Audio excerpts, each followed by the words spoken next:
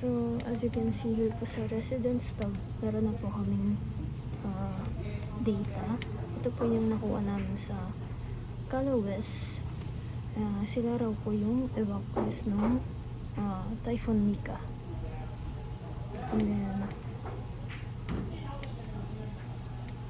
And then dito rin po mag-add.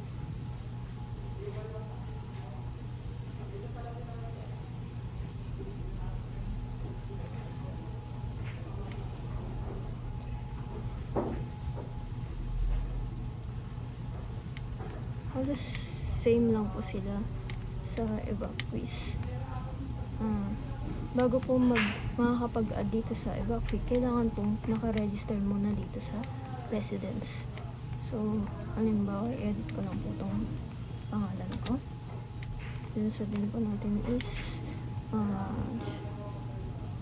single-headed family. Save. Then i-add ko po yung sarili ko sa evacuee. Last name muna. Ayan, automatic na po siya. Madedetect po siya agad. Kapag hindi po naka-register sa residence, hindi po siya mag-a-add dito.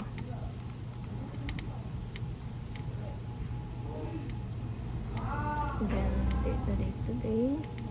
And as you can see, automatic na rin pong nadedetect niya yung category nung pinili niya dun sa residence. Then, add. Ayan, na-add na po. And dito rin po sa residence, kapag nag-add ka, halimbawa, another po, ng kagrupo ko.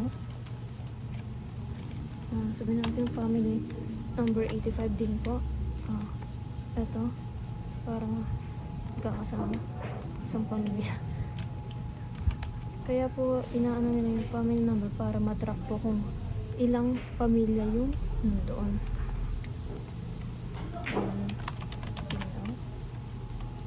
Wilmer. So, ngayon natin barangay testing siya. Name. So, natin IP. And as you can see po, nandito po, may makita kayong username below that Wilmer 209. Ito po yung magiging username and password ng mga residents kapag maglalagin po sila dito sa system. Dito po, makikita rin po sila dito. Ayan po. Automatic po yung ay dadagdag yung account kapag nag-register po sila. Pag nai-register po sila dito sa residence. And then,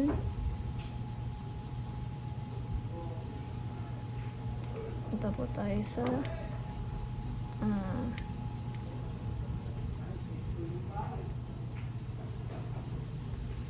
and then punta po tayo sa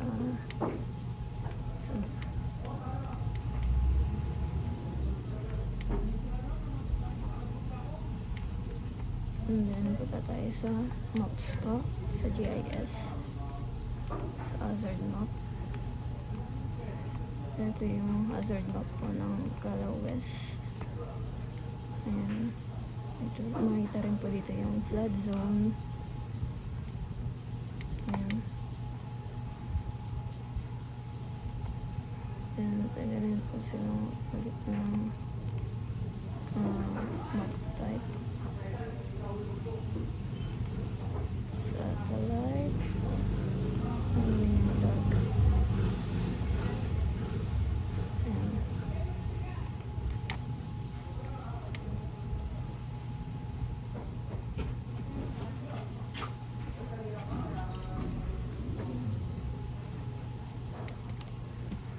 And meron din po, ito yung map na para sa mga users. Halos same lang din po siya ng hazard map. Pinagkaiba lang is merong nakit button and may estimated time of arrival dito. Then, let's go over sa e-contacts. As of now, ito pa lang po yung nakuha ng mga contacts sa Barangay Cala West. Silang tatlo pa lang po. Ayan, ito yung sa city base. Pwede po silang mag-search dito.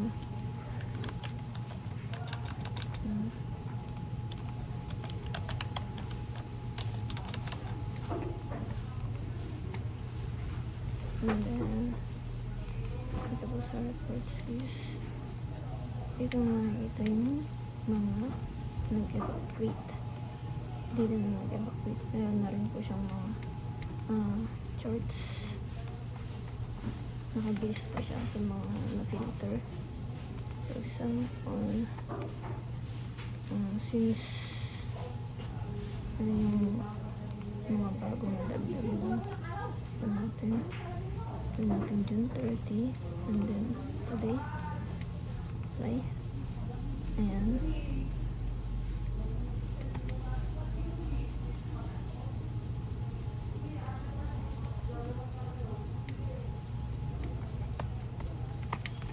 Then pwede rin itong print. Tayo itong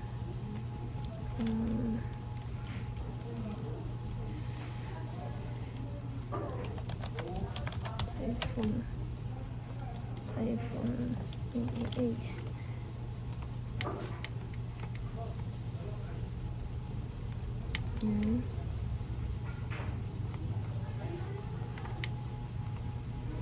And then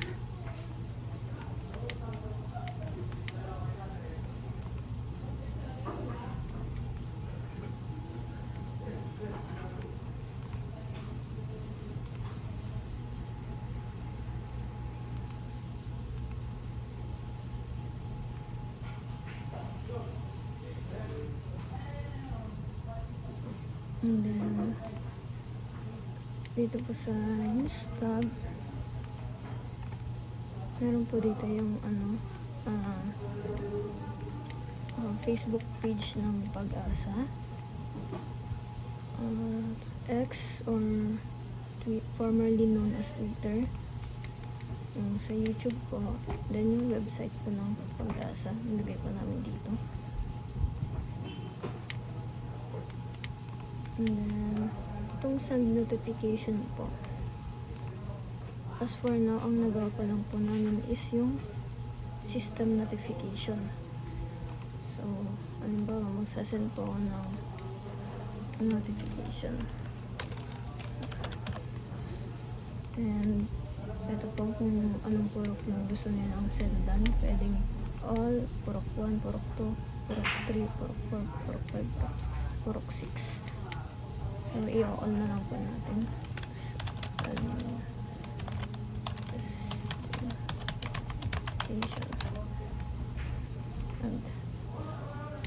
ayan, automatic na pong re-receive ng mga residents na may account po dito. And then, itong evacuation insights, ito lang po yung for the users, mga residents po. Hindi po nila makikita yung table, kundi yung mga graphs lang po, yung mga charts lang po nung evacuees. And if gusto po magdagdag ng panibagong evacuation summary, dito lang po sila dito sa settings. Then sa publish insight, dagdag lang ng bago. Another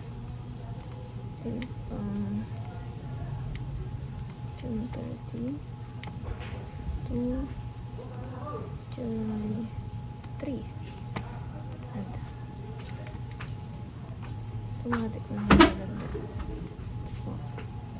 Since dalawa naman yung evacuees mo, time na yun. Ayan.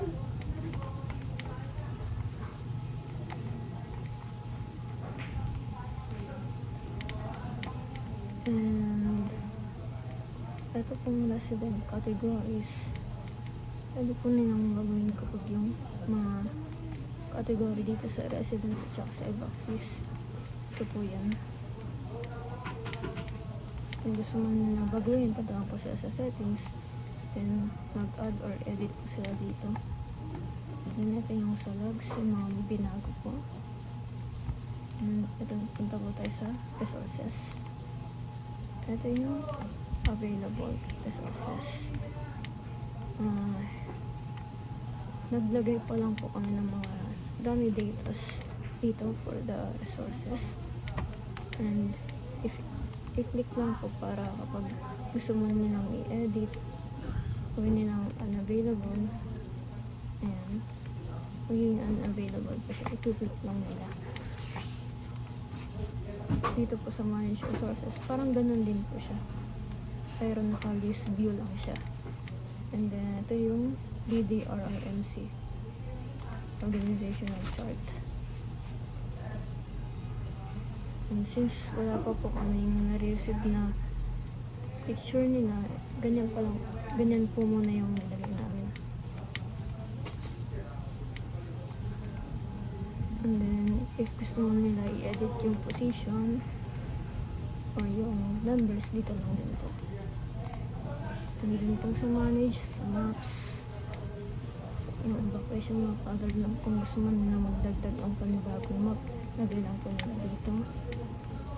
Yung porox, kung gusto mo nila i-edit, kung may dagdag man na porok or ano po. And then, ito po yung sa e-contacts. Ayan. And pwede po nila i-edit yung mga nakalagay dyan or magdagdag.